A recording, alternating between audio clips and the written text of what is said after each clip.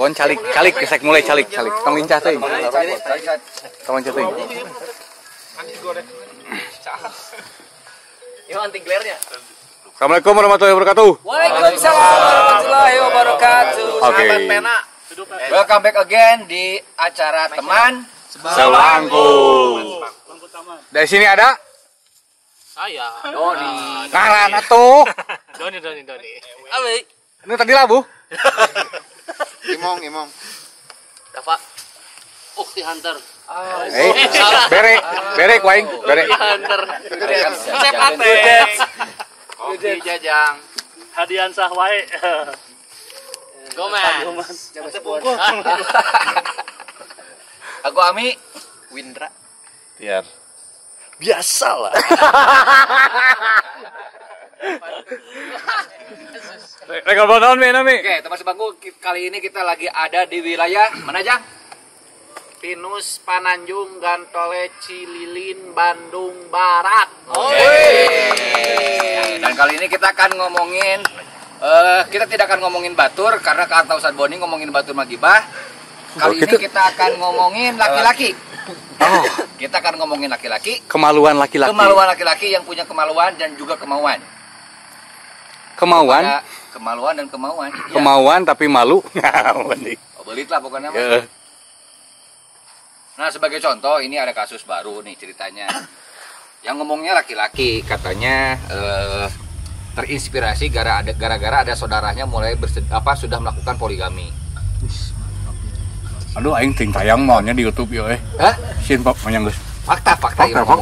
Kita nggak akan ngomongin batur, kita ngomongin laki-laki. Nya. Kita hanya ngomongin laki-laki yang sudah mendapatkan situasi seperti itu. Alam ieu topiknya gara-gara jelema ieu nya.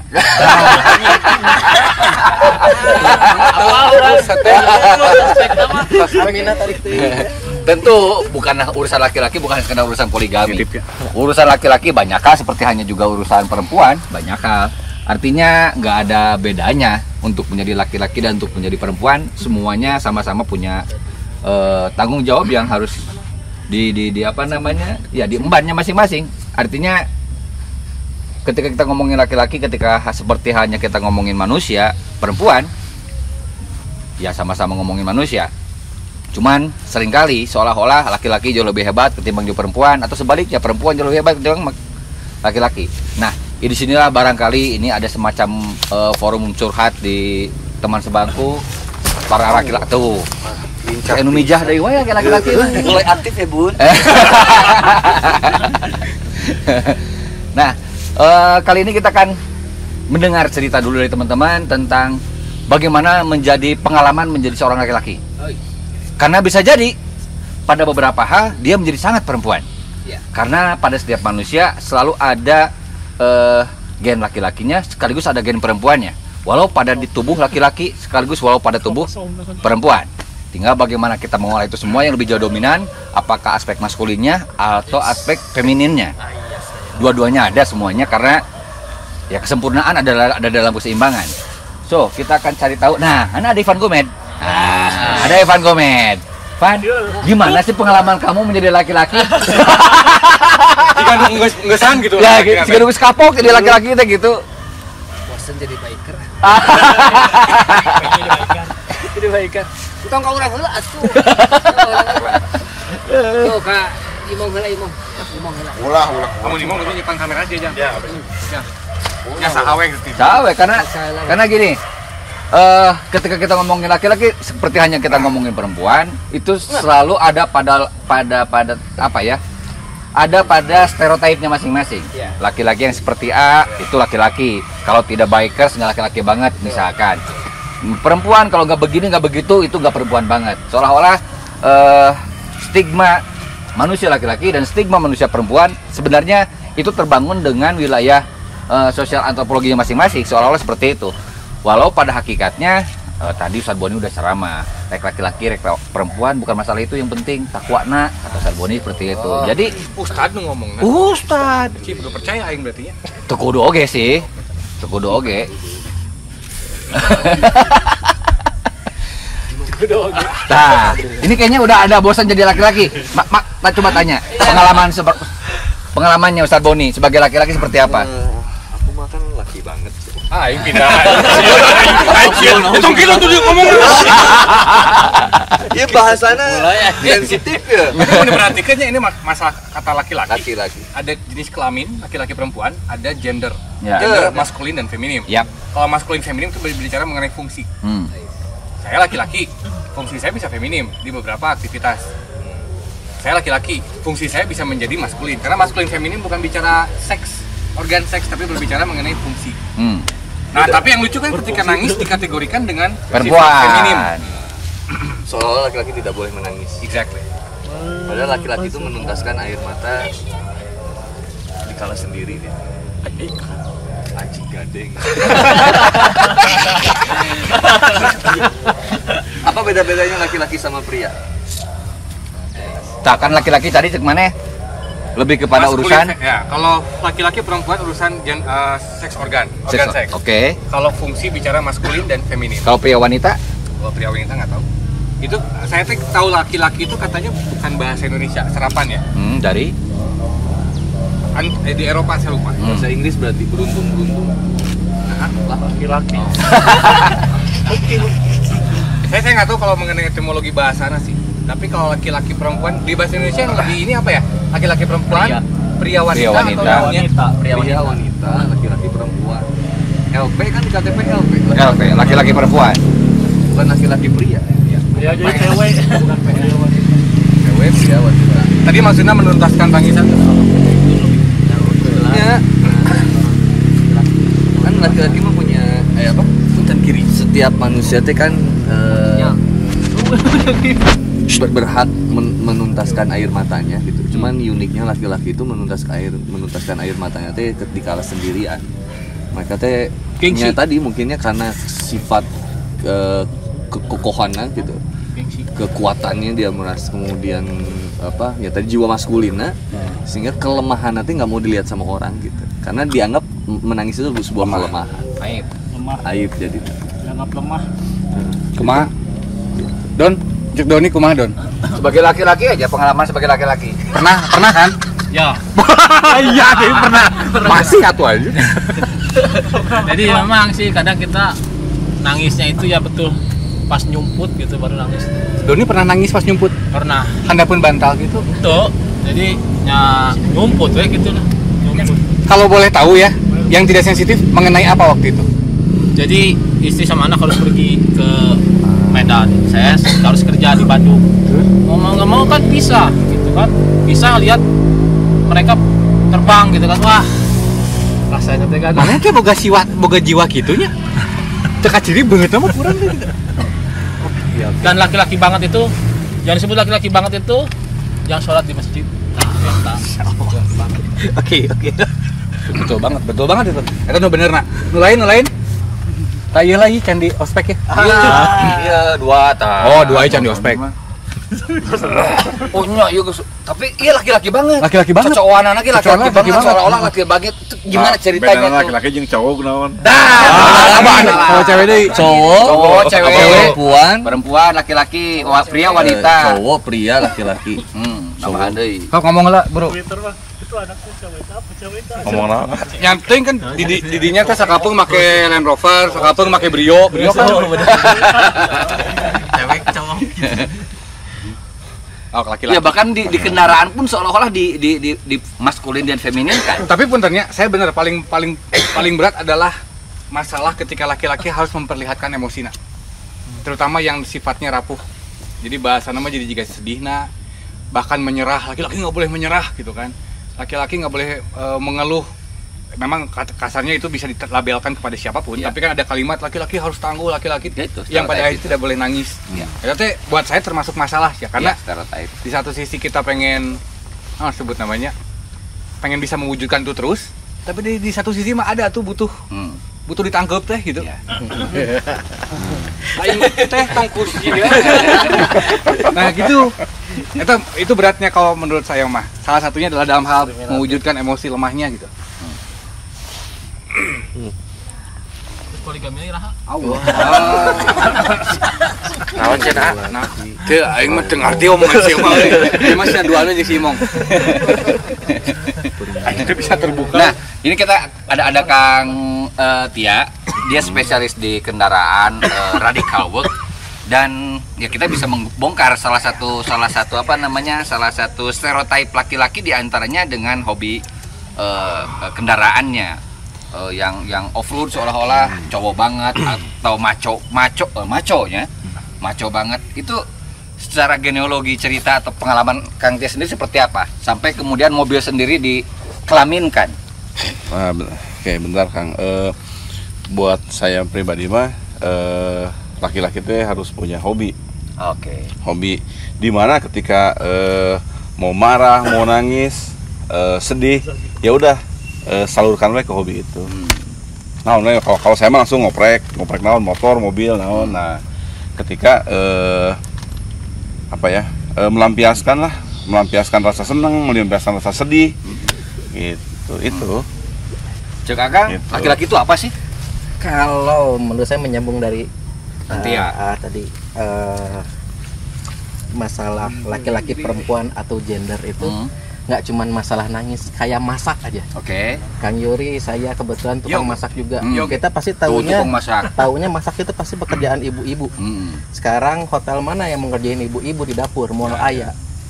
Cowok KB. Jadi menurut saya yang laki-laki itu sejauh apa tanggung jawab yang dia memban itu, kayak misalkan masalah motor. Cewek juga bisa naik motor, tapi ada nggak tanggung jawab kayak laki-laki? Misalkan nih ada yang mogok gitu. Ya, bonte misalkan nyuci motor, enggak. Disitulah kelihatan laki-laki atau feminim maskulinnya dari sejauh mana tanggung jawab dan sejauh mana pemahaman orang itu ngelihatnya. Nah, kalian kalau yang nangis mah kita ngerti, oh dah itu mah bukan nangis feminin. Oke. Karena Manusia. emang dia paham, Oke. karena dia paham. Tapi kalau ngerti mah cengeng. Jadi baiknya kalau buat saya mungkin ya yang membedakan si besar tanggung jawab si tiap pribadinya itu sendiri. Oke. Jadi esensinya pada dasarnya mau laki-laki mau perempuan itu semua ada pada beban tanggung jawabnya masing-masing. Apalagi ketika urusan sudah berpasang-pasangan itu kan lebih kepada proses pembagian tugas. Kemudian lebihnya adalah respect tentunya ya. Menghormati fungsinya masing-masing, memfungsikannya dirinya masing-masing, ini menjadi kata kunci. Jadi pada akhirnya ketika kita ngomongin mobil, ketika kita ngomongin motor, kita saya pikir untuk hari ini sudah tidak berlaku lagi. Wah ini mah laki-laki banget, wah ini mah perempuan banget. Karena terbukti pemain Landro loba, AWW pemain Harley loba, AWW pemain RE loba, AWW oge masak ya loba oge AWW gitu kan ya. Lamun teu urusan angka bedana misalkan. Lebih loba laki ketimbang AWW ketika urusan chef. Artinya pada dasarnya semua terbuka pada urusan profesi apapun, pada urusan hobi apapun. Karena urusan hobi juga ternyata tidak selalu yang mungkin awal-awalnya sangat stereotip banget bahwa itu adalah laki-laki banget. Namun dalam prosesnya bisa jadi perempuan bisa jadi ada di sana. Nah, namun Secara takdir kumaha sih bahasana? secara takdir maksudnya? Fungsi laki-laki kalau di dalam kita mengacu ke literasi Quran gitu. Memang ayat di Quran bahwa Allah melebihkan yang satu dari yang lain, tapi tidak boleh saling iri. Jadi justru ini terkait nanti pembahasan feminisme sebenarnya, bahwa sebenarnya Islam itu sangat memuliakan dan mengangkat derajat wanita. Tapi fungsi dari masing-masing ini memang ada sesuatu yang memang dilebihkan. Seperti laki-laki harus jadi pemimpin, ya wanita nggak boleh jadi pemimpin. Ya. Bukan dalam artian kemudian seolah-olah wanita itu tidak boleh berkembang atau tidak boleh, cuman ada memang fitrah yang diberikan oleh Allah Subhanahu Wa Taala untuk kemaslahatan hidup yang lebih baik gitu. Ya. Yang kalau aku lihat, sehingga kemudian kan memang terus di ayat yang lain di Hujurat misalkan bahwa laki-laki dan perempuan itu diciptakan memang berbeda-beda dan beda suku, bangsa aja beda karakter. Sama nih laki Sunda sama laki Padang, orang Medan misalkan, Medan. beda karakter tetap. Nah, di situ kan perintah Allah untuk kemudian lita'arofu gitu ya, saling mengenal, terutama ya kita mengenali ke laki-lakian, ke sifat laki-lakian itu ya. Yang mungkin ke sifat laki-lakian ini memang dibesarkan ditumbuhkan di keluarga ya, dari lingkungan Budayanya. Kayak kenapa ada laki-laki yang kemudian seolah-olah terlalu kemayu gitu ya, bisa jadi kan itu memang bentukan dari lingkungan atau didikan keluarga. Nah itu sih sebenarnya kayak di Quran tuh memang sudah ada dilebihkan dari yang satu dari yang lain, jadi nggak boleh kita iri. Buat apa sih laki-laki boleh begini, kalau laki-laki boleh poligami, wanita nggak boleh poliandri, laki-laki harus jadi pemimpin, wanita Tapi yang boleh dua-duanya itu poliklinik. poliklinik. Kalau ke poliklinik mau laki-laki perempuan boleh. Sama Poli pantai. Poli pantai boleh. Ya. sama Poliponik. poliponik ya. Sana ngomong poliponik dia. Itu handphone poliponik zaman. Ngiknok. Apa yang ngiknok? Tapi Don, lanjutnya. Tahu nggak peran laki-laki sebetulnya dalam Islam yang di genrekan bisa non? Yang Doni pahami. Laki-laki itu pemimpin bagi seorang perempuan. Nah, jadi kalau laki-laki nggak punya hobi berarti dia laki-laki yang takut sama istri. Iya nyambung. Langsung bahas kalinya ya. Langsung ngomong bahas kalinya loh. Oh, Karena saya termasuk orang yang sangat terganggu melihat teman saya yang berkali-kali sahawe gitu nya. Oh, anjir orang kalau orang pamajikan sieun mengucapkannya itu loh. Ya kudu di zoom. Siga ngomongkeun urang. Maksud saya teh ini hormat kepada istri mah wajib sewajib-wajibnya. Orang kudu minta izin lah watir pamajikan. Urang resep ngadengena. Berarti dia hormat. Tapi ketika ngomong anjir aing sieun carekan tah ngadenger kitu teh aduh asa kaganggu urang mah gitu. Kumaha cek maneh? Apalagi mun aya enak kan kalau film-film heureuy teh nih anu rek riding teh naon sih? Istri sieun ku istri pisan gitu. Nyusul Gitu kan. Dulu kali itu gitu. Tahun deket tadi enggak? Siap. Sieun balik. Tik. Yori selawan enggak usah pergi jauh. Tentang Ya, takut istri. Sebetulnya mah persepsi bukan takut. Ya seperti yang kita tahu bagaimana kita menghormati fitrah wanita. Kita nggak takut. Bagaimana kita respect mereka dengan cara minta izin. Itu mereka tuh merasa dihargai. Sebetulnya itu aja. langsung dipotong ya. Minta izin. Kudu teh kalau laki kudu teh minta izin. Laki-laki itu minta maaf bukan minta izin. Nggak ada laki-laki minta izin. Oh iya benar minta maaf. Lain minta jatah. Lain minta jatah. Jatah eta. Bahkan nu sama tang minta dibere. Sama lah menghargai lah. Tapi nyadar nggak sih banyak sekali laki-laki yang sebetulnya tertindas gitu. Aing mah ngaku we nanya kadinya. Betul. Anda merasa tertindas juga. Lain ya mah jero pisan. Mengepan. Coba ada repeat mungkin tertindas. Tidak. Ya tadi kan siapa? Indra. Ya, seperti itu tanggung jawab laki-laki. Kalau menurut saya paling laki-laki itu yang paling utama bisa menahan amarah ya. Ya bagi saya yang buat sudah berkeluarga lah. Kadang di setiap perjalanan rumah tangga pasti ada lika-liku kehidupannya. Lika-liku laki-laki. Banyak lankeun gitu maksudnya. Ngomong we. Siawe urut labu mah ulang we. sok we heula gitu. Ngomong. Siawe mah lain nanyakeun laki. Ai dia labu kunaon? Labu kunaon gitu ya. Weh, macek mana weh? Aduh. Put cing pudel labu dah. Lu bisa ngomong. Tapi kalau memang saya merasakan bahwa memimpin perempuan adalah satu challenge yang paling tinggi, terutama perempuan. Betul. Karena di situ akan ketemu yang namanya sebut namanya peran sebagai laki-laki yang harus memimpin, kemudian peran sebagai suami, kemudian peran sebagai pencari nafkah misalnya. Itu kan bisa tabrakan. Satu sisi orang nyaah, hayang nyarek gitu.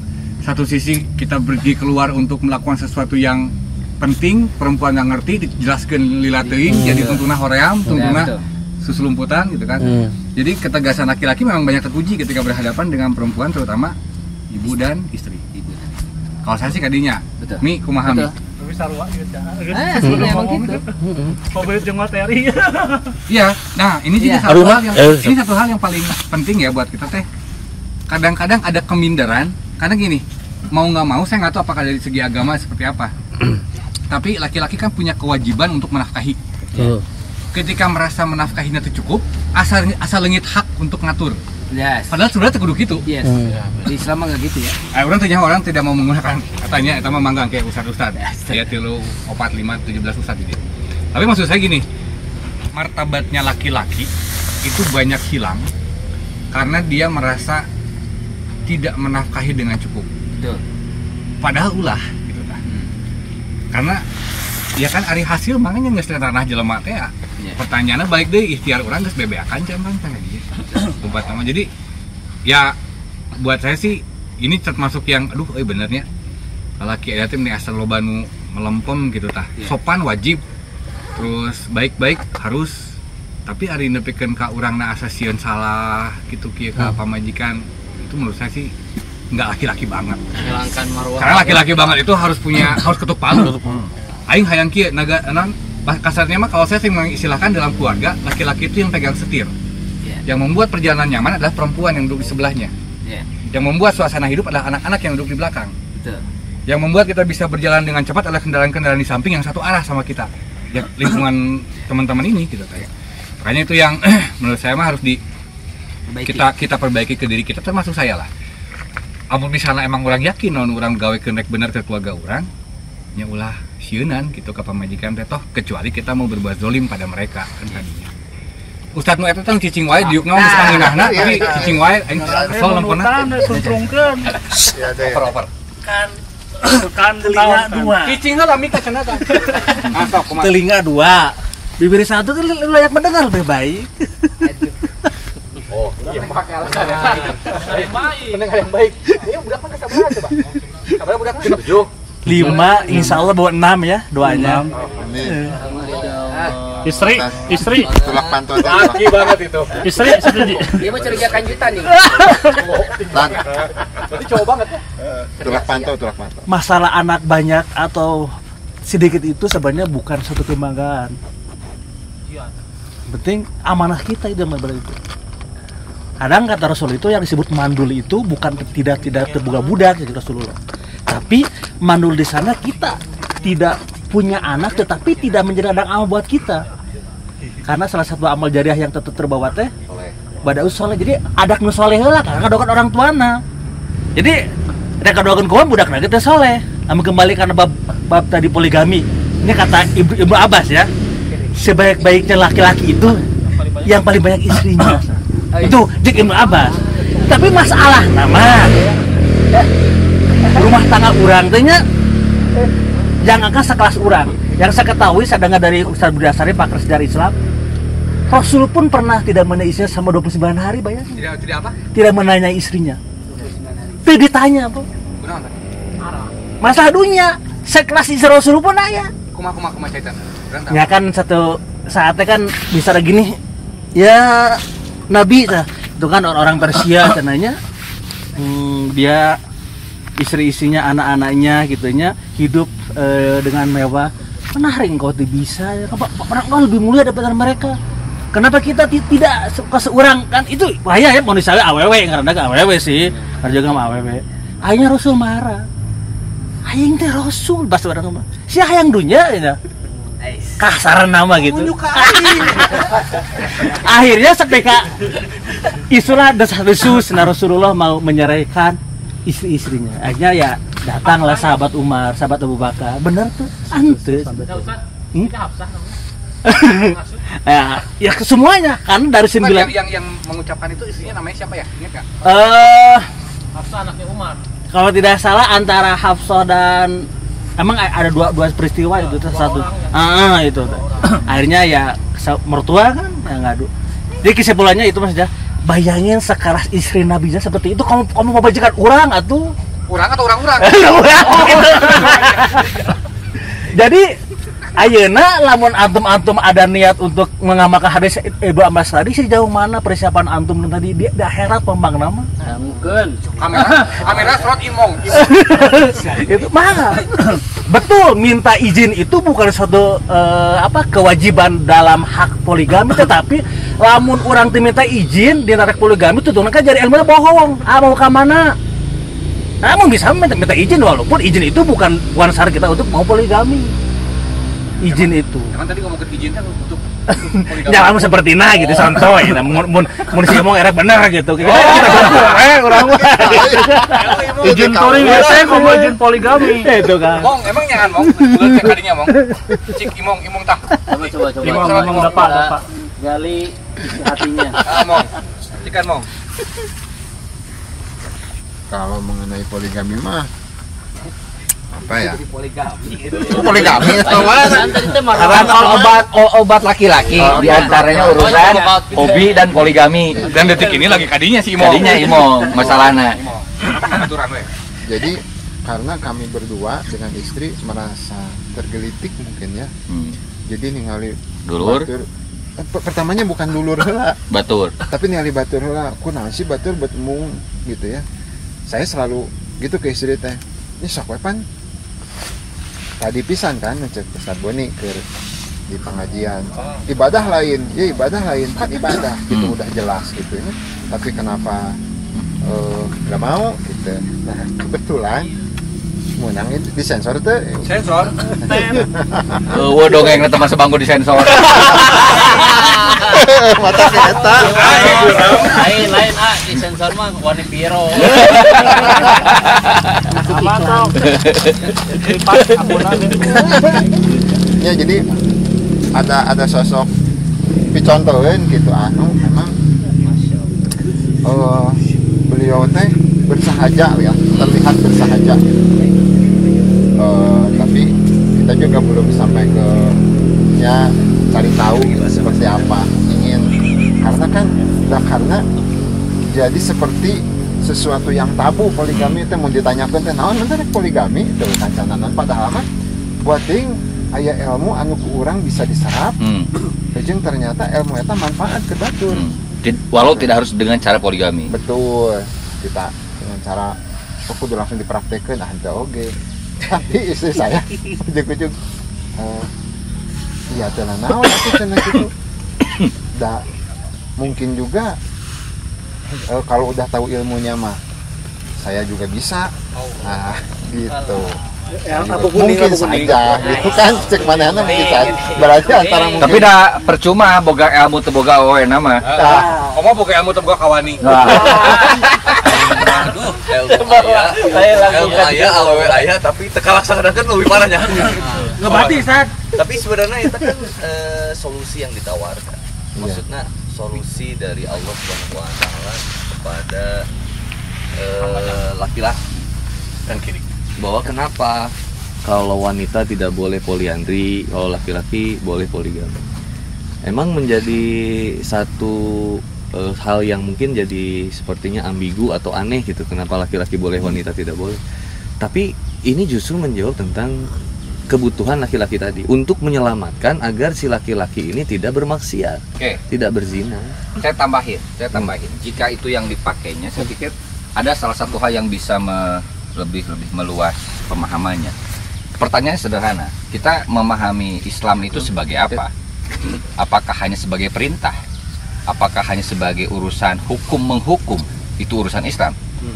Saya pikir tidak sesederhana itu. Justru hadirnya Islam dengan segala halnya hadir adalah justru untuk memberikan solusi. Yang saya bilang Islam itu hadir sebagai solusi, bukan sebagai polusi. Nah, artinya ada konteks sosial ada masalah secara kontekstual. Sebenarnya kenapa kemudian ada dalam hukum Islam diperbolehkan poligami? Pertanyaannya adalah tanya dulu kenapa masalahnya. Bukankah pada masa-masanya orang itu bisa menikahi perempuan lebih dari 10, 100 bahkan ada. Oke? Pertanyaannya ada kenapa? Tadi urusan yang pertama Boni katakan. Islam hadir untuk menyelesaikan masalah. Islam hadir untuk memberikan solusi. Kebayang tuh hiji lalaki 100 awewe kacumponan kabeh di Nusa Minggu misalkan. Ini ketika kita ngomongin konteks sosial, secara sehari-hari aja bisa kita bayangkan satu laki-laki dengan 100 perempuan misalkan.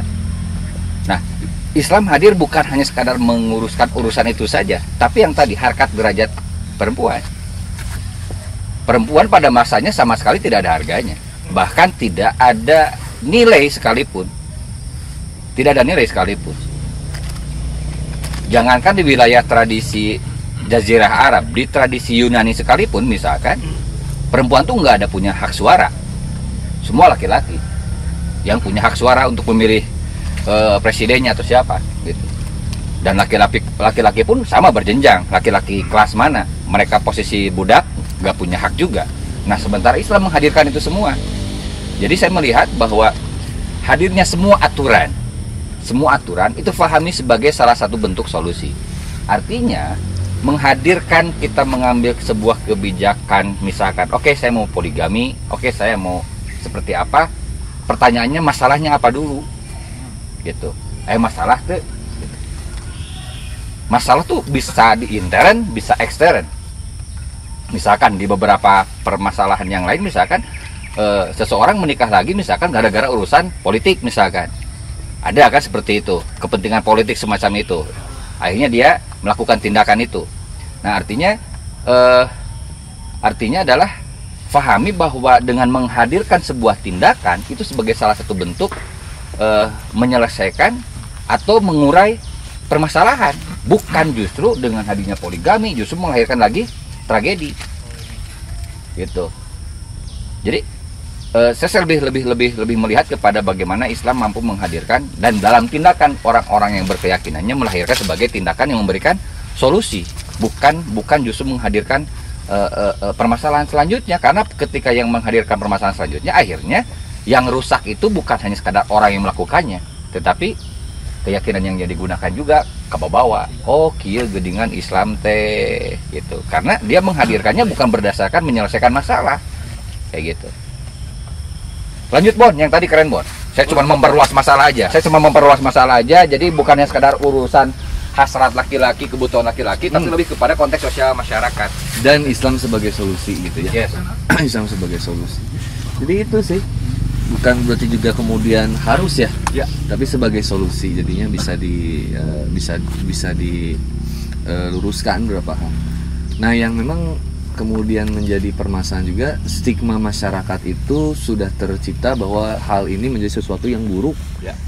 Padahal dari yang gagal dibandingkan yang berhasil itu banyak yang berhasil. Yang gagal berapa tuh? Tapi kan lagi-lagi ada sentimen terhadap nilai-nilai Islam yang untuk melemahkan Islam sendiri, yang sehingga kemudian yang dimunculkan itu yang gagal. Nah, ini yang sebenarnya justru jadi menentang atau berusaha mengkanter apa yang sudah jadi ketetapan dari Allah gitu. Jadi itu yang menarik sih sebenarnya, stigma masyarakat ini. Bukan juga maksudnya semua wanita harus sepakat dengan itu, cuman semua wanita itu menerima ketetapan Allah dan menjaga bagaimana supaya dia menjadi wanita yang sebaiknya, memenuhi kemudian kebutuhan suami dan juga mendukung apa yang diperjuangkan oleh suami dan juga menyelamatkan suami agar tidak terjerembab kepada jurang kemaksiatan yang lebih parah. Misalnya tadi kan ada pertanyaan, mending suami selingkuh atau suami poligami? Kalau selingkuh itu ajakan dari syaitan, tapi poligami itu merupakan syariat ketetapan dari Allah. Jadi akhirnya ada hal yang harus dimengerti gitu. Ketika istri bilang, saya sih kayaknya nggak nyuruh poligami tapi nggak mau juga suami selingkuh, ya ini kita harus berusaha untuk mengerti tadi. Makanya kalau ketika mengerti, istri mengerti kemudian bagaimana karakter laki-laki dan apa bahayanya gitu ya, dan suami juga tadi sama gitu, maka sifat sikapnya itu akan saling menjaga dan itu tidak melukai, tidak menyakiti. Nah, hamrongna ka aing kan yang motivasi besar. Allahu Akbar. Doni ya rek nambahan. Ya, nambahan sih. Sekarang masalahnya tuh dari orang Islam sendiri, bahkan sebagian ustaz tuh mengatakan poligami itu terlalu, biasanya gini ya, dibawainnya tuh poligami itu terlalu, istilahnya terlalu rumit, terlalu repot. Jadi orang mau melakukannya tuh udah takut duluan gitu. Padahal nggak serempet itu gitu. Padahal nggak serempet. Sama dengan kita puasa sunnah. Kalau digembor-gemborin, wah nanti puasa sunnah gini-gini, ya orang pasti takut. Sama seperti itu. Padahal poligami intinya gampang. Yang pernah saya baca dalam suatu buku, Madu-Madu Pernikahan judulnya. Itu saya baca bukunya tuh. Ada satu kesimpulan menarik di situ. Poligami akan sukses jika semuanya itu saling berkontribusi. Istri pertama, istri kedua, dan si suami. Jadi jangan cuma menuntut kamu harus adil, nggak bisa. Tapi si istri juga membantu suaminya untuk berbuat adil. Jadi jangan cuma bisa menuntut. Awas, nikah lagi harus adil. Nggak bisa begitu. Istri harus membantu suaminya untuk berbuat adil. Nah itu nanti akan sukses kalau kita saling membantu dan berkontribusi. Jadi berapa lain lawannya ini dia berapa fokus poligami kia ada ngesang ti istri. Maksudnya Ya paling tadi sensor. makanya tapi ada bagian orang sensor kan orang ngedit. Tapi taruh menit atau jadi nak. Tapi mau nanya Asep mah seri itu. aduh kudu aya pakai. Aduh, mana ya Asep? Ya ini kan hanya salah satu hal sebagian kecil masalah yang seolah-olah ini menjadi bagian dari polemik dunia laki-laki. Entah itu urusan hobi, entah itu urusan istri, entah itu urusan poligami. Padahal urusan laki-laki tidak sesederhana itu. Inilah makanya kemudian kita saling mencari tahu gitu kan, how to gonna be a man, a real man gitu kan, lebih ke sana sebenarnya. Be a man, be among a man gitu kan ya. Lebih kepada Laki nu pites itu nah bisa jadi pites ya teh kumaha eta? Pites teh kumaha? Anu mengkol gitu eta. Mulai. Efeknya baheula emang kumaha teh? Sejarahnya kumaha? Oh, sejarah. Lingkungan. Eta boni nu kesangasaan mah bieu. Lingkungan. Apakah dia terlahir fitrahnya Ya seperti itu dari lahir itu dimensi atau lingkungan gitu.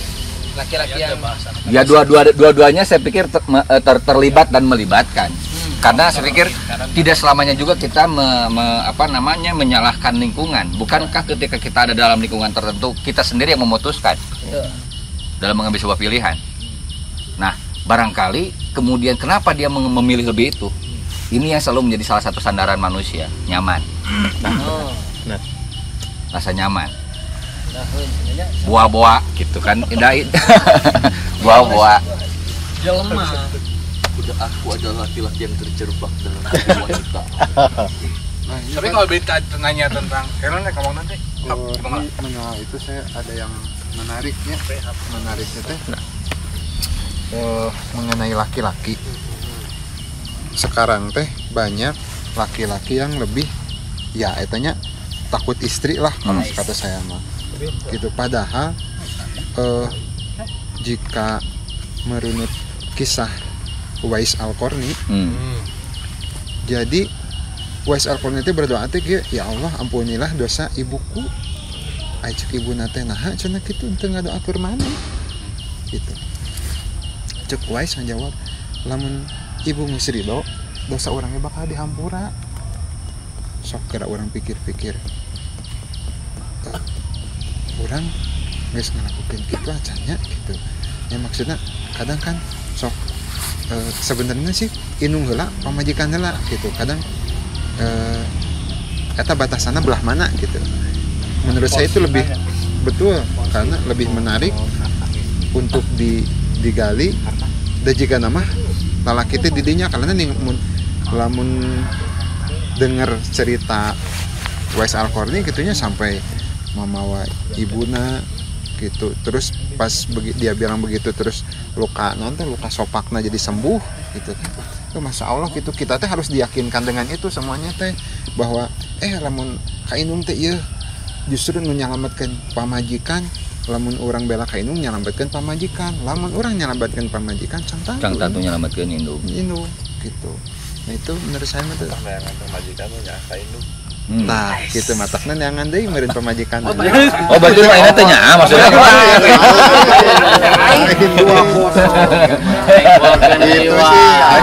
tadi ge pas nungguan ge jeung Kang Jan geus bercerita, berikanlah istri yang terbaik. Jadi terbaik teh bisa digantian deui, bisa jadi soleh sorangan. Soleh. Ya Kang Jan, Kang Jan mudah-mudahan aya gantian terbaik. Amun didinya gitu. Orang can makan. Tapi amun aya ustad urang papanggih jeung ustad amun rek kawin deui teh amun rek poligami kudu ngadagon heula istri nu maot nu mimiti. Berarti ngadoa Rasul ge can Eta salah satu yang disampaikan ustad kita sekarang mau poligami yang istri pertama padahal enggak begitu. Enggak ya. Begitu. Oh jadi kumaha eta? Jadi itu mah hanya sebuah kias bahwa Rasulullah dulu Khadijah meninggal dulu baru poligami, padahal enggak begitu. Masalahnya kan Rasul menikah dengan Khadijah oke atuh can Islam gimana? Jadi mau nyontoh naturi bulat-bulat eta teks ripuh we. Ripuh. Mata kudu aya anu ahlina nafsirkeun teh gitu. Teu bisa urang. Jadi ke orang mau nikah teh kudu kafir heula tuh. Tapi menarik iya dah sebenarnya fungsi balik ke tadi bukan anti. Nah, aku mah kan sangat menerimanya tentang poligami meskipun mungkin aku saat ini belum melakukan. Cuman yang jadi inti poinnya kan hidup ini adalah ibadah dan pernikahan itu sarana ibadah yang paling panjang. Artinya memaksimalkan ibadah saat ini dengan istri yang ada itu perlu dimaksimalkan. Khawatirnya kita jadi sibuk mencari yang kedua, menelantarkan yang pertama. Da esensi pernikahan teh kan memang pernikahan ibadah ya, yang sarananya begitu panjang. Artinya ya poin ketika kita menikah itu makin takwa. Tapi yang satu kan yang sekarang ada kita saat ini harus dimaksimalkan untuk kemudian diajak sama-sama takwa sama Allah. Sehingga memang istri pemahamannya juga akan semakin meningkat, suami juga akan semakin rajin beribadah kepada Allah. Sehingga ketika kemudian ada hal-hal yang bisa dikhawatirkan menjadi melendoinya keimanan suami, bisa jadi ini menjadi solusi kan. Ya. Kalau ngelihat ini aja, bagaimana Nabi Ibrahim alaihissalam itu ketika berpoligami misalkan, kan ada menariknya saatnya. Gitu, baut gitu. Kalau memang alasannya karena Sarah tidak memiliki anak, kedepannya kan anaknya ada Sarah dengan melahirkan Ishak. Nah menariknya justru ketika sudah lahir Ishak tidak diceraikan kan, tidak jadi kemudian ini aku udah punya anak nih kamu tinggalin aja yang itu, enggak. Tapi lebih ke misi perjuangan dakwah, ekspansi dakwah itu penting banget. Nanti poligami bisa disebutkan dengan sebagai sarana dakwah juga. Sarana dakwah, karena pelebaran ekspansi dakwah. Kayak misalkan gini, mohon maaf ya, misalkan ketika kita sama istri itu sepakat untuk kemudian menghadirkan seorang wanita yang memang lebih paham ilmu agama agar bisa kemudian mendampingi kita dalam medan dakwah, itu salah satu solusi juga. Bukan artinya kita kayak mau terima beres, kitanya nggak mau belajar, ente. Tapi ya tadi sikap saling, bukan sikap paling saya paling laki deh, paling pemimpin gitu. Kan sikapnya saling rumah tangga mah. Dan tadi kan nyambung sama Adoni, sikapnya itu bukan saling menuntut kan, tapi dan paling menuntut juga, tapi saling menuntun juga, salingnya juga positif lagi ajakannya. Sehingga poligami ini hal yang positif, tapi jangan sampai outputnya jadi negatif. Karena kalau misalnya kita bicara hak, sebetulnya tidak ada urusan hak itu dituntut. Hak itu dikasih orang. Kita dapat nggak dapatnya guys. Yang penting mah yang kita pikirin, kita sudah menjalankan kewajiban belum. Amun hak mah sesuatu yang orang lain lah yang berpikir kita berhak dapat apa. Tapi mun orang ngerasa aing berhak iya, nah itu sudah salah. Makanya ya tadi nyambungkan tadi bahwa memang pada akhirnya harus saling, lain paling. Doni tadi bilang, ya emang da intinya mah lain masalah orang bisa mere adil. Lalu aku berpikir aku akan mendapatkan ketenangan dari dia karena saya sudah adil gitu. Yang penting saya kudu adil weh, manehna bager ke orang teh. Ya lain pikiran dan orang kan gitu. Dan Allah oge nu nanamkeun rasa adil. Da urang mah teu sanggup nanaon. Rek takwa oge urang mah teu sanggup. Rek salat ge teu sanggup mun lain ku Allah ditanamkeun eta. Jadi ketika ada obsesi bukan apa yang tadi ya, jangan sampai poligami itu menjadi justru bisikan angan-angan sehingga kemudian bahkan jadi kemaksiatan. Ingat pokoknya ini adalah sebuah solusi yang begitu positif dan bisa meningkatkan ketakwaan, bukan menjerumuskan kita kepada lubang kemaksiatan. Allahu a'lam bishawab. yang harus diluaskan saya pikir. Kalau kita melihat pada nilai kebaikan bahkan pada kaum jahiliyah sekalipun, di tradisi mereka itu sosok perempuan itu sebenarnya sangat luar biasa satu sisi. Walau sisi lain sosok perempuan itu dibinasakan. Ini dua sisi yang cukup menarik di tradisi Jazirah Arab pada masanya. Kenapa? Seperti kita tahu, bahkan Sayyidina Umar bin Khattab jauh sebelum bersyahadah kan melakukan tindakan mengubur bayi perempuan. Nah, tapi sisi lain di tradisi Arab juga urusan perang, bahkan urusan damai sekalipun itu sangat ditentukan kepada juru bisik. Dan juru bisik itu ada siapa? Para perempuan-perempuannya. Tapi walaupun para perempuan-perempuan pada masa jahiliyah itu sebagai juru bisik, entah itu urusan damai bahkan urusan perang sekalipun, tapi ketika urusan leadership tetap itu dikedepankan adalah sosok laki-laki. gitu. Jadi walaupun di wilayah domestik dia berbisik kepada suaminya, "Gue saya perang, gue saya damai," gitu. Tapi ketika di wilayah kerumunan bersama, tetap menyikapi sosok laki-lakinya itu sebagai laki-laki. Dia tidak persis perempuan jahiliyah itu pada masa itu tidak kemudian nyalip tekenca, pedah orang boga lakon dan seterusnya. Ini yang menarik. Satu itu. Kemudian yang kedua, ini sekadar perluasan pemaknaan aja. Ketika ngomongin bab urusan keluarga misalkan, terus di Deva ada orang macan berkeluarga, ini yang salah paham saya pikir. Bukankah kamu hari ini tengah ada dalam keluarga? Di sana ada ibu kamu, di sana ada bapak kamu. Artinya ketika kita ngomongin urusan keluarga, lain pedah orang semoga salah kipa majikan. Jauh sebelum kita punya istri, punya anak pun kita sudah ada bagian dari keluarga. Artinya ini kemudian kontribusi lagi-lagi tadi, kontribusi seorang anak dalam keluarganya, walaupun belum memiliki keluarga dirinya. Sudah apa ya di kakak? Maksudnya? Anak keluarga. Oke, iya. Ketemu di kakak berarti. Nah itu, artinya ini seringkali difahami ketika kita ngomongin urusan bab keluarga, itu mah bagi yang sudah berkeluarga, ada orang mah jomblo kene, ada orang mah bujang kene. Ini yang salah kaprah saya pikir. Ini yang salah kaprah. Artinya kan diomongan aku udah kaciri. Soalnya tadi langsung ada orang macan nah gitu. Padahal dirinya ada pada situasi itu gitu kan.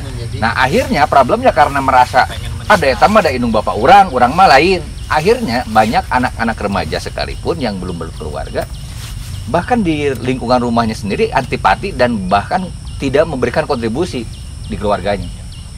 Balik sangeunahna misalkan padahal indung bapak nama nungguan hariwang iraha balikna iraha kumahana mainna malempeng we bae da urang mah da bujang kene.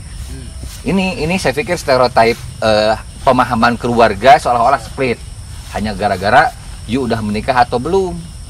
Padahal lupa kita ada bagian dari keluarga. Ini yang saya pikir butuh difahami oleh semua bahwa ketika kita ngomongin keluarga, ya kita sudah berkeluarga, essentially gitu. Essentially kita sudah berkeluarga, tinggal bagaimana kita memberikan kontribusi. Jangan sampai kemudian ngerasa baik-baik aja ketika abur-aburan, tiru poe tiru peuting misalkan teu ngontak teu naon ka indung bapana, padahal indung bapana nungguan panto, nungkulan nepikeun ka nunutan misalkan, budak teu ngabarang wah gitu. Tanpa sadar orang menyiksa dengan cara kita sendiri gitu.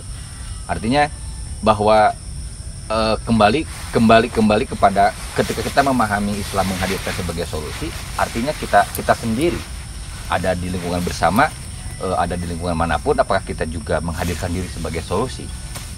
Karena untuk urusan laki-laki ini yang akhirnya menjadi kata kunci, you hadir sebagai solusi atau kolusi, kayak gitu.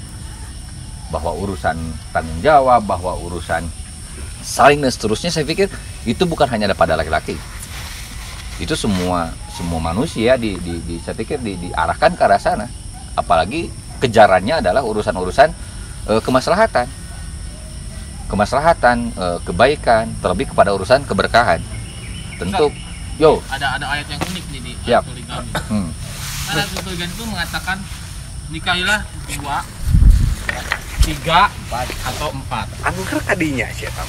Ini bagus. Oke, siap. Lanjut. Mau saya mau tanya nih. Namun jika kamu tidak mampu berbuat adil, bukan tidak mampu ya. Namun jika kamu takut tidak berbuat adil, maka nikahi satu saja. Sama kalau saya tuh cuman mengkiaskannya menurut pemahaman saya gitu. Sholatlah kamu dalam keadaan berdiri. Jika tidak mampu maka duduk. Jika tidak mampu maka berbaring. Berarti kalau dikasih ya? Berarti utama berdiri. Okay. Nah, kalau dikasih ke ayat itu, sebenarnya kita yang istrinya satu ini berarti dalam keadaan tidak normal. Ya kan? Katanya 2, suruhnya 2. Tapi kan itu dibilang kalau takut tidak mampu berbuat adil, takutnya dari siapa? Takutnya dari setan. Setan takut-takutin kita nih. Oh, kamu nggak akan bisa adil katanya. Kan setan yang takut gitu. Nah, itu kan ayatnya unik gitu. Disuruhnya tuh 2 bukan 1 gitu. 1 itu karena kamu tidak normal. Kamu takut gitu, makanya satu. Nah, gitu maksud saya teh tah. Kumaha teh tah? Normal can normal. Orang enggak can normal ngaku orang. Lain laki-laki. Hari ini putus Bener. Coba. Asepnya Sono bisa. Sana bisa jangan. Kalian mau apapun juga stikernya. Ini kalau datang ya, kalau di zoom, apal kan di zoom. Nya di zoom nya. Oh sinyal goreng. Tapi menarik di akhir ayat akhir ayat An-Nisa ayat 3 tadi. A'udzubillahi minasyaitonirrajim. Zalika adana alla ta'ulu. Yang demikian itu lebih dekat agar kamu tidak berbuat zalim. Jadi iya ada asik ya. Betul. Tawaran pertamanya 2, 3, 4. Lalu jika tidak mampu berbuat adil, maka tadi agar kamu maka dikasih 1 kan, agar kamu tidak berlaku zalim. Lain asiknya teh justru pengunci di akhir nah. Jadi sehingga ketika konteks yang mungkin ya kan saya juga bukan ahli nahu sorof ilmunya, hanya berusaha mentadaburi ada kemungkinan kegagalan dalam poligami itu ada pihak yang terzolimi, sehingga kita sedang belajar bagaimana caranya bukan untuk berpoligaminya, tapi bagaimana caranya memaksimalkan agar tidak menzolimi orang atau istri kita sendiri. Jadi sehingga akhirnya tadi yang dibangun teh pondasi ketakwaan terus. Dan ketika istri juga kan tidak boleh menzolimi suami ketika suami sudah mampu, sanggup dan memang perlu untuk berpoligami gitu sebenarnya. Tak ini mah kan tinggal tugas kita teh sebenarnya bukan memahamkan istri tentang poligami. Sempit teuing eta mah. Justru mengajak istri untuk makin bertakwa kepada Allah. Nah, teman hati juga akan jadi ini sendiri. Jika doa ibu tehnya akan beres urusan-urusan yang lain, asalkan ibu sudah ridho ke kita. Yes, gitu. Oke. Sehingga nanti kan dihantarkan ku Allah juga. Kalau ajakannya itu diajak terus untuk dimaksimalkan kita. Kan istri teh tahu banget karakter kita teh. Ya. Karakter kita itu yang tahu istri dan orang tua. Jadi yang istri itu seperti punya cara pandang ketika suami akan berpoligami. Itu istri akan jadi orang yang protes pertama, kamu masih begini, kamu masih begitu, tapi kamu nuntut yang ini gitu misalkan. Sedangkan kewajiban kan gitu ya biasa perdebatan istri. Nah ini yang sebenarnya harusnya bukan fokus ke poligami, tapi fokus ke takwa. Jadilah suami dengan seorang istri yang takwa, dan jadilah seorang istri yang melayani suami sepenuh hati dengan karakter takwa. Nanti nemu tuh di jalannya di akhir. Klops eta enak. Istri support ke suami, dijadikan suami support ke istri. Jadi jadikan wae ya. Iya, lihatlah bagaimana penjalanan ketakwaan. Nah, ini ya. Sering ngarep kieu ieu sering. Nanya. Kenapa ya? Kebanyakan lelaki itu senang di luar, jarang di rumah. Jarang Urang mah keluar. Mana kan halal Lain tuh maksudnya loba lebih apa? Nanya. Lebih bergaul di luar gitulah. Dibanding dengan dalam di Jawa mau bergaul atau menarik ya Bang Epa.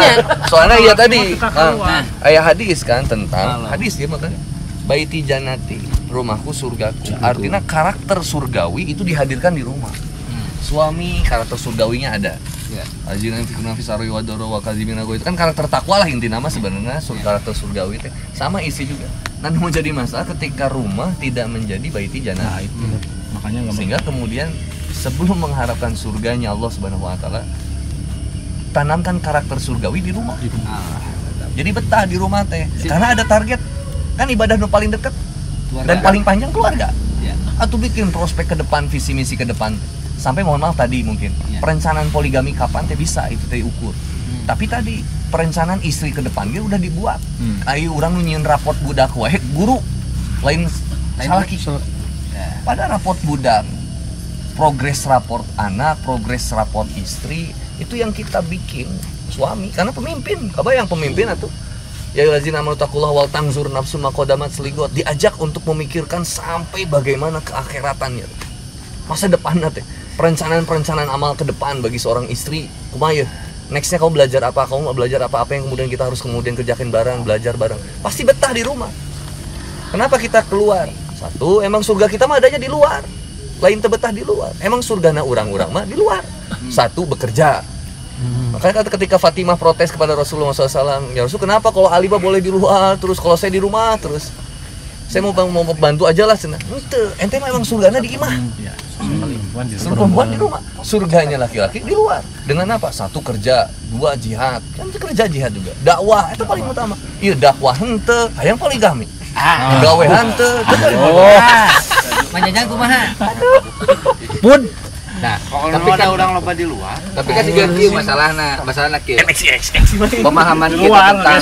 Pemahaman kita tentang keluarga pun bukan tok pemahaman keluarga sama dengan suami, istri, anak. Nah, Bukankah ini juga part of family? Keluarga mau, keluarga bebek, keluarga apapun itu, keluarga mau, wow dan seterusnya, itu juga keluarga.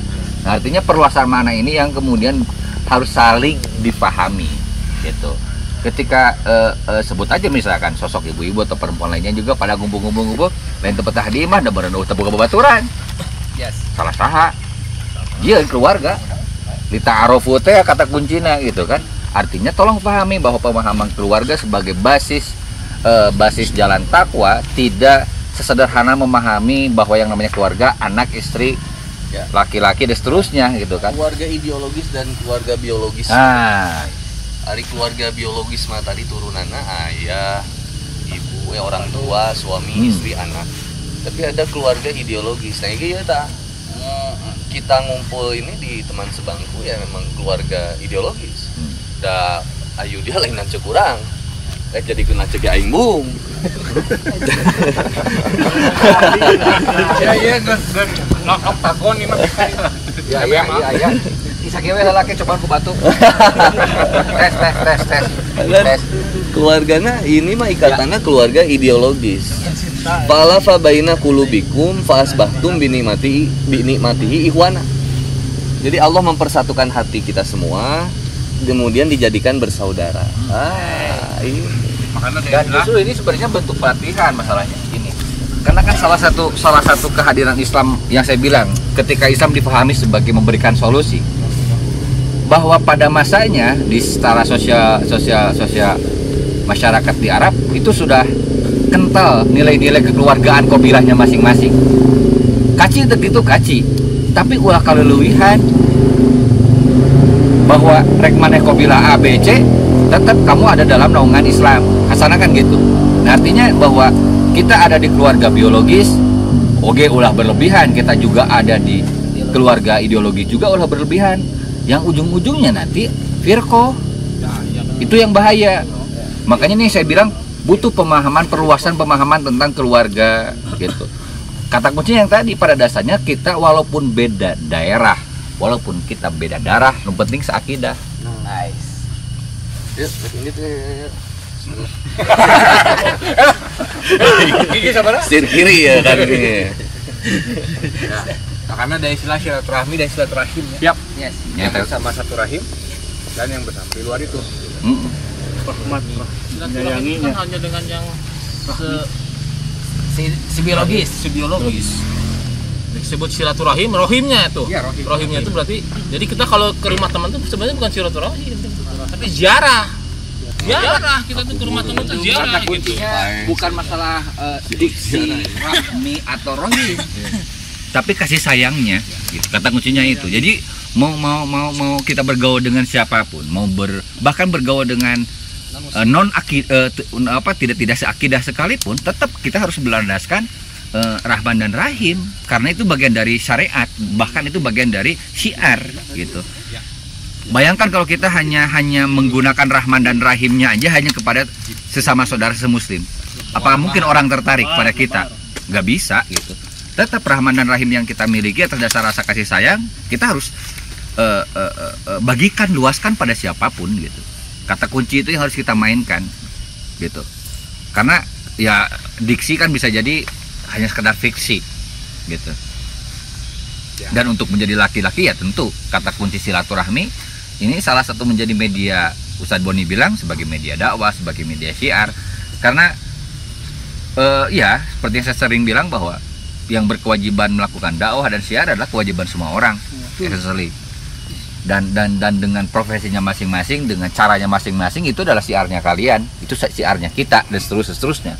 Artinya untuk menjadi laki-laki kembali kepada tadi nilai responsibility.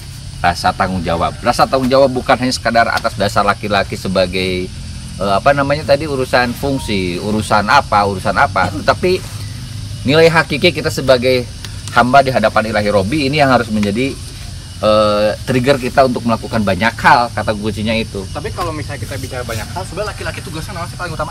Yes. Kalau kita bicara pemimpin, kita nggak bicara pemimpinnya ya. Dia budun hanya sekadar untuk beribadah, mau laki-laki mau perempuan. Bukankah Allah menciptakan manusia hanya untuk beribadah? Itu. Nah, ini yang kemudian ketika kita memahami ibadah, ini yang harus kita perluas.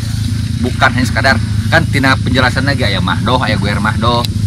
Ada yang di secara ritual, non ritual, yang ibadah sosial, ibadah apa. Itu kan hanya proses pemilahan untuk klasifikasi saja. Essentially apapun yang kita lakukan adalah bagaimana memiliki nilai ibadah di hadapan Allah. Jadi ketika apa sih tugasnya laki-laki, apa sih tugasnya perempuan? Ibadah. Selesai.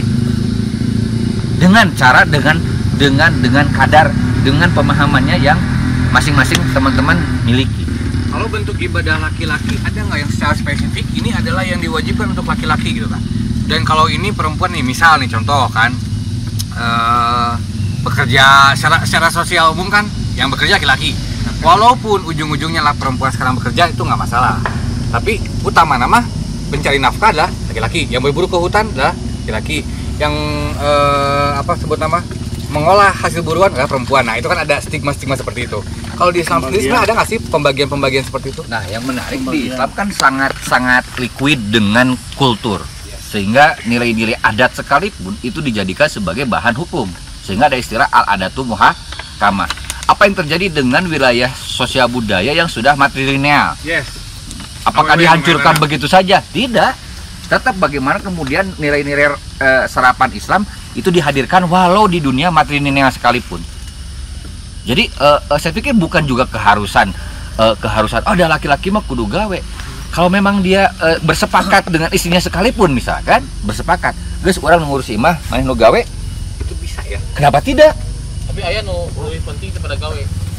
Jadi tugas laki-laki yang paling penting adalah menjaga keluarganya dari api neraka. Nah itu tugas yang paling penting. Itu tugas paling penting dari laki-laki. Itu bukan hanya sekedar kerja ya, kerja mah itu urusan dunia lah bisa dibilang. Kerja mah salah satu bentuk ibadahnya, tapi yang paling penting adalah itu laki-laki diwajibkan untuk menjauhkan keluarganya dari api neraka. Bentuknya apapun itu ya, baik melalui pekerjaan, baik melalui Kan itu mah lebih kepada teknis ya. Karena kan kemudian gini, coba kita cari tahu di dunia masyarakat yang sudah kadung matrilineal. Yes. Apakah kemudian dia merasa sakit hati dengan diperlakukan seperti itu? Pasti dia jawab enggak. Dari sini udah biasa seperti itu. Dan perempuan harus gini. Dan perempuan harus begitu. Nah ini kan ini nature kan, nature-nya seperti itu di lingkungannya yang matrilineal. Sementara di patrilineal laki-laki dan dua sisi ini yang kemudian saling ditunjuk. Hargaan laki teh maneh teh. Padahal mah di dunianya ya seperti itu gitu. Tapi yang keren adalah bagaimana kemudian nilai-nilai Islam itu hadir di dua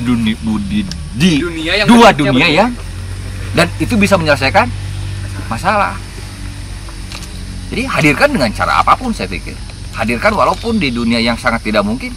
Saya yakin Islam bisa memberikan solusinya kok.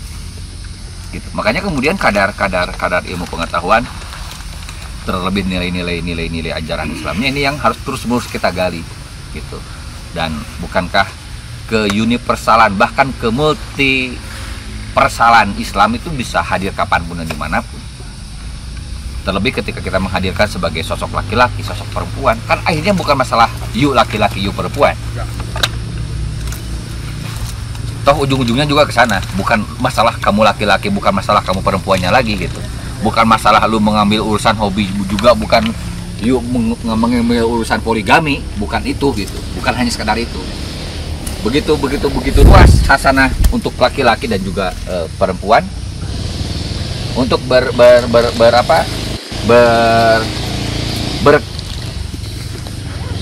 mengekspresikan nilai-nilai ibadahnya sangat terbuka. Yang muncul stereotip itu ya kita sendiri yang menilai. Model tadi istilah chef misalkan, oh itu mah ada masak mah urusan awewe. Karena kita melihatnya cerminnya di rumahnya masing-masing.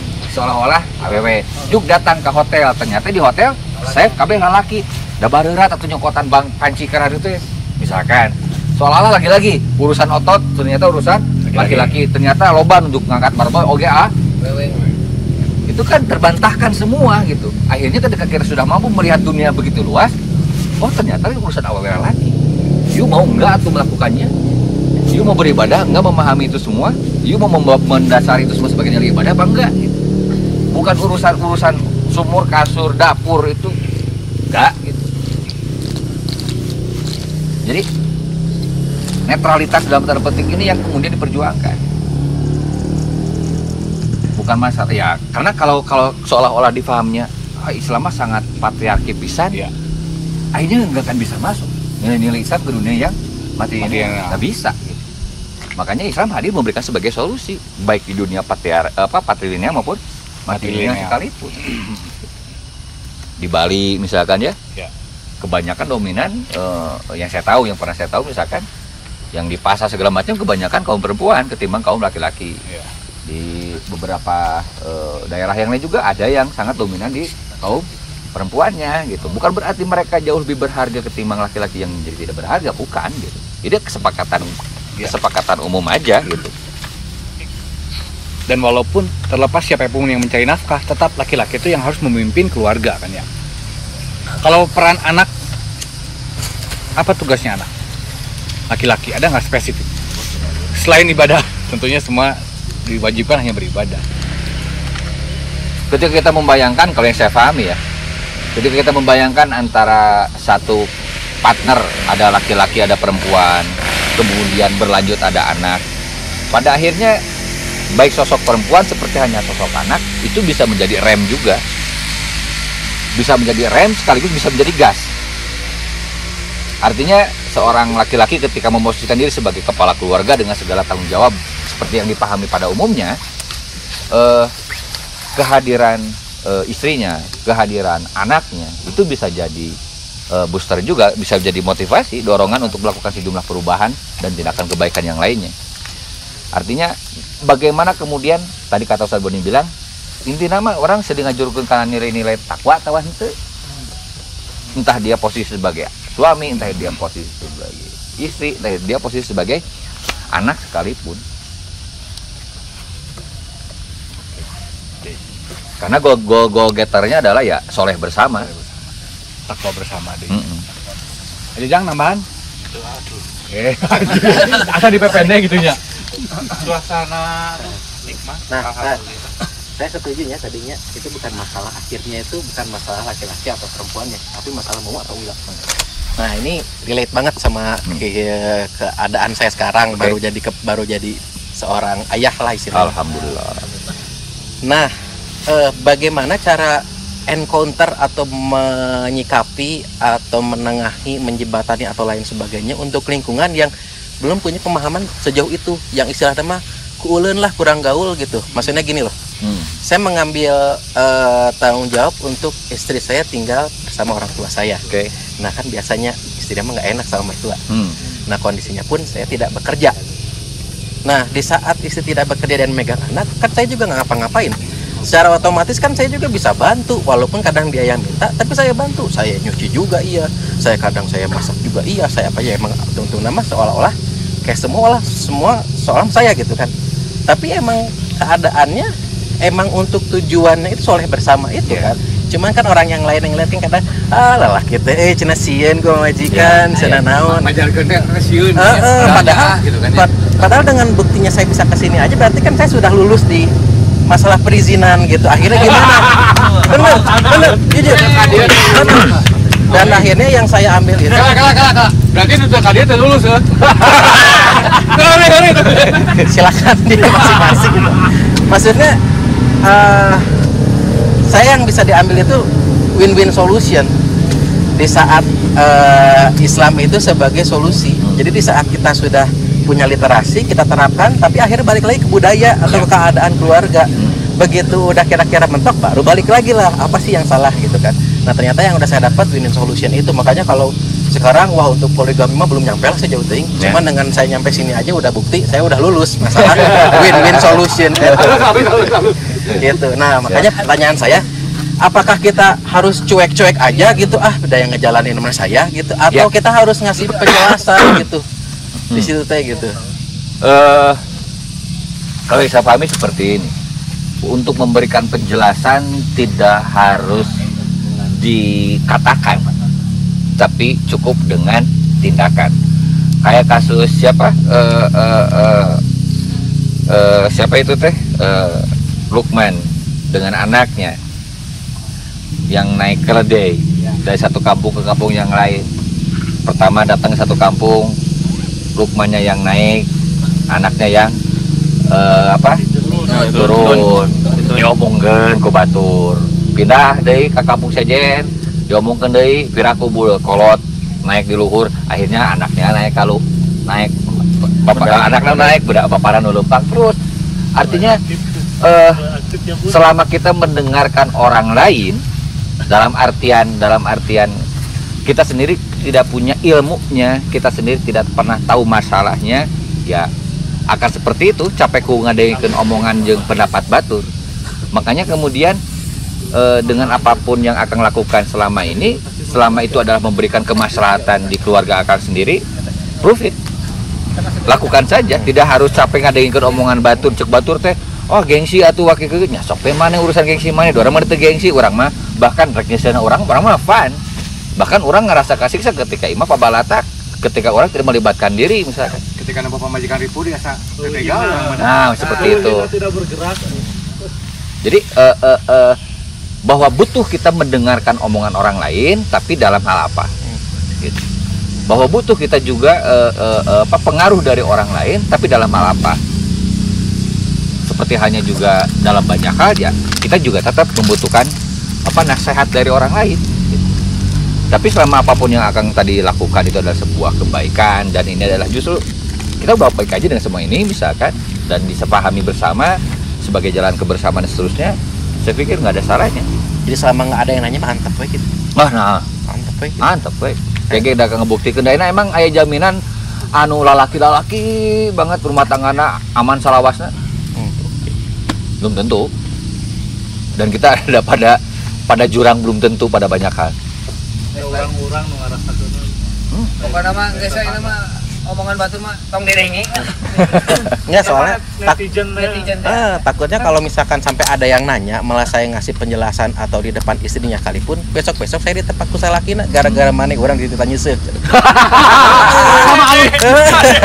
Kan eta gara-gara mana jadi pamajikan engge hayang riding bareng. Tapi Haris, kadinya Haris. Nah, kadinya Haris. Sebetulnya mah emang Windra kewajiban laki-laki mah melakukan pekerjaan rumah semuanya. Masak, membersihkan rumah, apapun itulah. Balik-balikin kenteng. Istri itu seharusnya tidak melakukan apa-apa, hanya mengurus anak. Tapi ada kewajiban yang harus dilakukan istri adalah mendengarkan apa yang disuruh diperintahkan oleh suami. Tapi kan nggak mungkin juga gitu loh. Kalau saya sih menyikapi dalam sebuah keluarga itu sebagai sebuah tim partner gitu loh. Itu lebih lebih solid gitu dibanding hanya sekedar memposisikan sebagai suami dan istri. Itu lebih terkesan boring lah. Itu yang bikin terkadang sebuah pasangan dalam keluarga itu tensinya tuh naik turun karena keduanya sendiri tidak berkomunikasi dengan baik sebagaimana layaknya pertemanan gitu. Hanya yang perlu disadarkan adalah bagaimana laki-laki memposisikan sebagai pemimpin dalam rumah tangga dan wanita memposisikan sebagai istri. Tapi karena di era seperti sekarang kan pergaulan juga mempengaruhi pola pikir setiap sinetron. Iya, itu. Bahaya mah. Pertemanan sebetulnya kita juga wajib loh tahu pertemanan mereka, circle circle istri ya. Ring pertemanan mereka, dan istri pun wajib tahu ring pertemanan kita sebagai para suami gitu. Jadi kalau saling mengetahui ring pertemanan masing-masing pasangan aman sebetulnya, nggak perlu minta izin. Kita pergi sama si A, oke. Jadi hanya ngasih informasi kan. Exactly, that's it. Dan kalau mengenai masukan dari orang kan sebenarnya jadi serba salah ya. Di satu sisi kita tidak boleh terlalu aku mah aing weh, itu pun kan nggak boleh. Makanya kadang-kadang aku selalu menganggap ketika ada yang ngasih masukan itu rem, biar aku nggak bablas gitu kan, nggak over. Oh apa ya? Tapi ketika aku yakini yang aku lakukan sebetulnya benar, aku lebih menganggap itu sebagai pengingat untuk nggak bablas aja. Karena kadang-kadang seyakin-yakinnya dengan pemahaman aku, kadang-kadang kan kalau ada kayak jalan lah, tiba-tiba udah tahu mau belok kanan, tapi arahmu belok kanan, ya lebih yakin gitu. Jadi ketika ada yang mengasih masukan dan ternyata itu betul, tentu saya harus berbesar hati untuk merubah. Tapi ketika itu tidak salah dan malah beliau menghujat, saya mah ingatkan ke hiji bahwa ternyata Rasul pun tidak lolos dari ucapan bibir orang lain. Komode orang jelema goblok gitu istilahnya. Ya kan? Ah, situ aja yang goblok.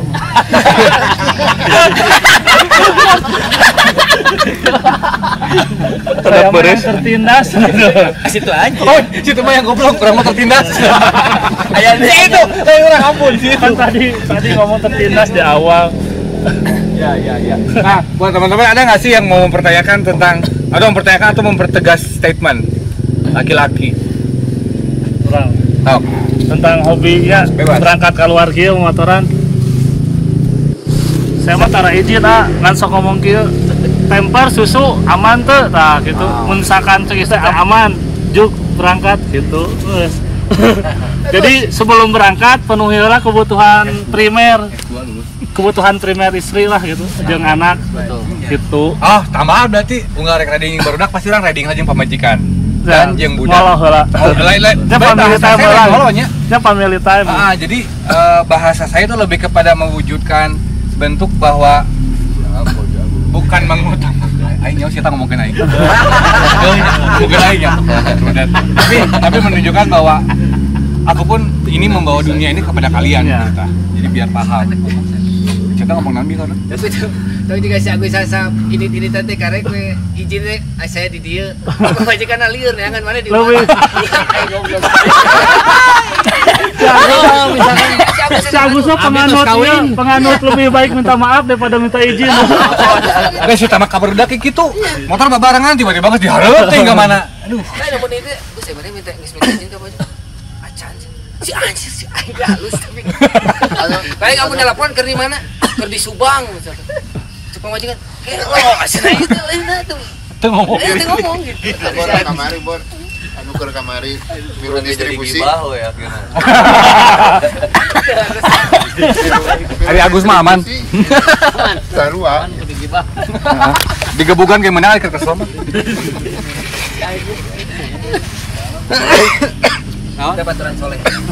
Jadi tapi semangat juangnya bagus. Ya. Tong ngomong nu alus kan geus pasti aya sih. Ngomong mah nu gorengna we da resep. Goreng nama. Gorengna deh. Ya tapi oke. Adik mau ngomong teh. Oke, kita durasi. Closing step. Ada nggak teman-teman yang mau menegaskan lagi? Aja. Apa yang harus kita ingat sebagai laki-laki atau apa yang harus kita jaga sebagai laki-laki atau bisa ngomong lah. Apapun itu. Jadi Closing statement dari Jaja. Closing statement. Banyak suami tidak mau. Wah, can dipelajari bisa salah. Sunnah ya. Coba dibaca. Banyak suami tidak mengamalkannya. Seorang suami jika berada di rumahnya, termasuk sunnah ia membuat minuman sendiri seperti teh. Masak sendiri jika ia pandai memasak. Ia mencuci apa yang perlu dicuci. Ini semua bagian dari sunnah. Jika engkau melakukannya, niscaya engkau akan diganjar pahala sunnah. Telah mencontoh Rasulullah Shallallahu Alaihi Wasallam dan sebagai bentuk rendah hati kepada Allah Ta'ala. Sebab perkara ini akan menumbuhkan rasa sayang antara dirimu dan istrimu. Seorang istri jika merasa dibantu dalam pekerjaan rumahnya, tentu ia akan mencintaimu dan engkau akan lebih bernilai di pandangan mereka. Maka mengamalkan perbuatan seperti ini terdapat kebaikan yang besar. Syarah Riyadus Sholihin. Syarah Syirah Riyadus Ari cek Shalihin. mana kumaha eta? Iya. Kumaha beda. Lah lieur kan. Tapi lamun bari ngahulang kieu osok merasa. Mun dikidukeun mah hese. Kalau misalkan orang bantuan nyuci baju, sok aya dua omongan, cek istri orang tuh sana. Aing ke abi pahalana naon atuh mun di amun ieu dicucikeun mah anu kaduana mana mah datara bersih sudah. Benar.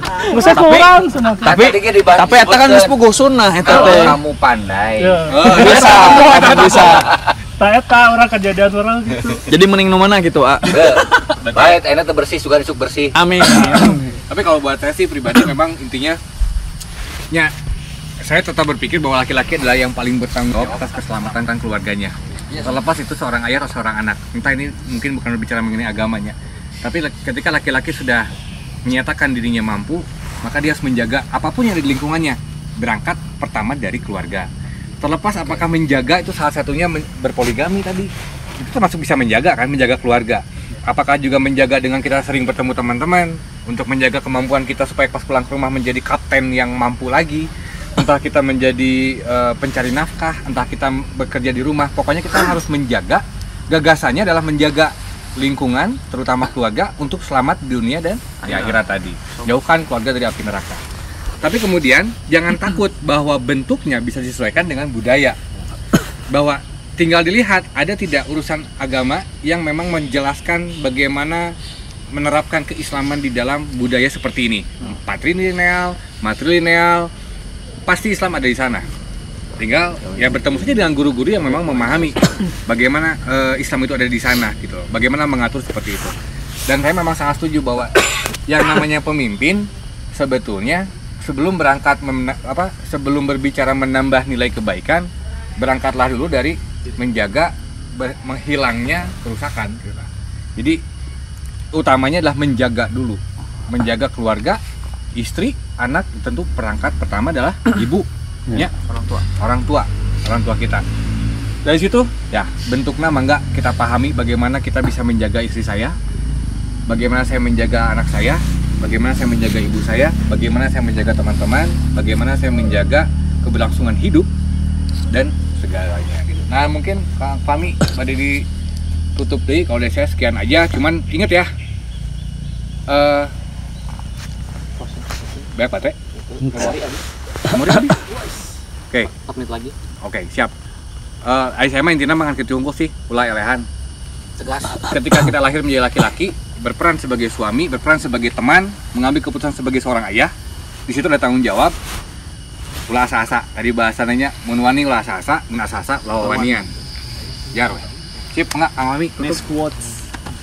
So, Tuan Sebangku, saya pikir mari kita sama-sama menjadikan diri sebagai manusia pembelajar sebagai laki-laki sekaligus sebagai pembelajar sebagai perempuan, karena kita ada di dua-duanya itu. So, aku Ami, Kampret, Ateng, Hadi, Yoris, Encep Ateng, Ya, Jang. Komet, Awe, Itu hiji deui. saya Boni, sampai jumpa kembali di acara Teman Sebangku. Saya yel Jang. Oke,